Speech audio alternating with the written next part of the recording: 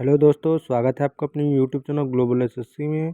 पिछले वीडियो में हमने डिस्कस किया था संपूर्ण भारतीय संविधान के विभिन्न भाग के भाग 9B में।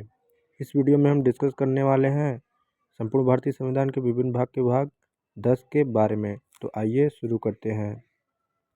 अनुसूचित और जनजाति क्षेत्र जो अनुच्छेद 244 से 244A में भारतीय संविधान के भाग 10 के अंतर्गत वर्णित है। 244 अनुच्छेद के अनुसार अनुसूचित क्षेत्रों और जनजाति क्षेत्रों का प्रशासन का वर्णन है। 5वीं अनुसूची के उपबंध असम, मेघालय, त्रिपुरा और मिजोरम राज्यों से भिन्न किसी राज्य के अनुसूचित क्षेत्रों और अनुसूचित जनजातियों के प्रशासन और नियंत्रण के लिए लागू होंगे। दूसरा पॉइंट है, 6ठी अनुसूची के उपबंध असम, मेघालय, त्रिपुरा और मिजोरम राज्यों के जनजाति क्षेत्रों के प्रशासन के लिए लागू होंगे।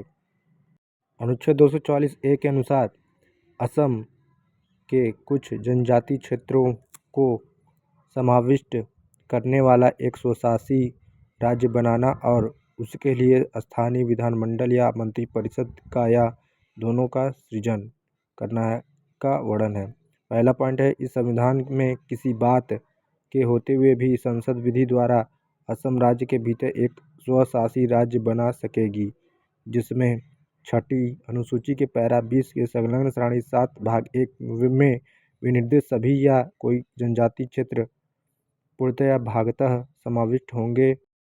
उस स्वशासी राज्य के विधानमंडल के रूप में कार्य करने के लिए निर्वाचित या भागतः नाम निर्देशित और भागतः निर्वाचित निकाय का या मंत्रिपरिषद का दोनों का सृजन कर सकेगी, जिनमें से प्रत्येक का गठन, शक्तियाँ और कृत्य होंगे जो उस विधि द्वारा विनिर्दिष्ट किए जाएं। दूसरा पॉइंट है, खंड 1 में निर्दिष्ट विधि विशिष्टता राज्य सूची या समवर्ती सूची में प्रगतित वे विषय विनिर्दिष्ट कर सकेगी, जिनमें संबंध में स्वशासी राज्य के विधानमंडल को संपूर्ण स्वशासी राज्य के लिए या उसके किसी भाग के लिए विधि बनाने की शक्ति असम राज्य के विधानमंडल का अपवर्जन करके या अन्यथा होंगी।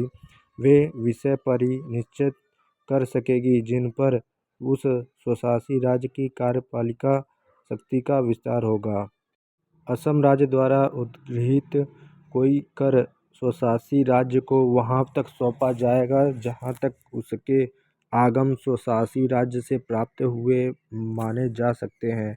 यह उपबंध कर सकेगी कि इस संविधान के किसी अनुच्छेद में राज्य के प्रति किसी निर्देश का यह अर्थ लगाया जाएगा कि उसके अंतर्गत स्वशासी राज्य के प्रति निर्देश हैं।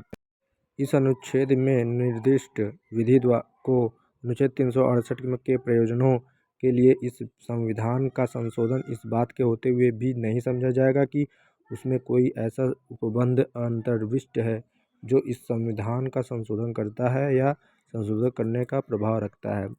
इस वीडियो में इतना ही दोस्तों। अगले वीडियो में हम भारतीय संविधान के भाग 11 का गहन अध्ययन करेंगे। धन्यवाद दोस्तों।